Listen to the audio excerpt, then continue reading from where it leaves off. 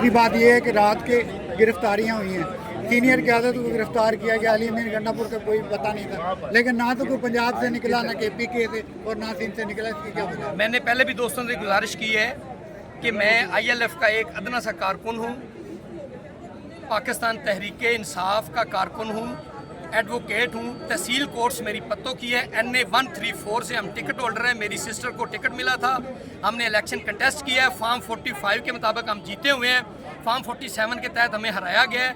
हम जो वकला होने की हैसियत से हमारी जो क़यादत को गिरफ्तार किया गया है, उनकी इज़हार हमदर्दी के लिए मैं कोर्ट में पेश होने के लिए गया था, लेकिन उन्होंने हमें वहाँ कोर्ट में पेश नहीं होने दिया। मैंने अपना जो बार काउंसिल का कार्ड है वो भी उनको दिखाया है वहाँ पे गेट पे भी कि मैं एडवोकेट हूँ, मुझे मेहरबानी करें, मैं लाहौर से आया हूँ।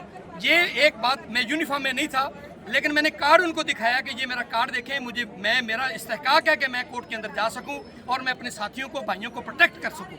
उन्होंने इस वजह से हमें धक्के मारे हैं और उनको मारा है और जुल्म और ज्यादती का निशाना बनाया है।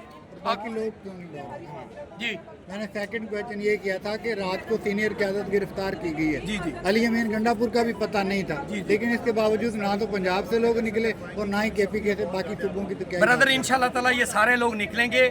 जब खान साहब की कॉल होगी तो हर वक्त निकलते हैं और इंशाल्लाह निकलते रहेंगे। ये ऐसी बात नहीं है ना निकलने वाली की क्या बात है। हम निकले हुए तो ये हमारी ये हालत हुई। अगर हम निकले ना होते तो हमारी ये हालत कैसे होनी थी।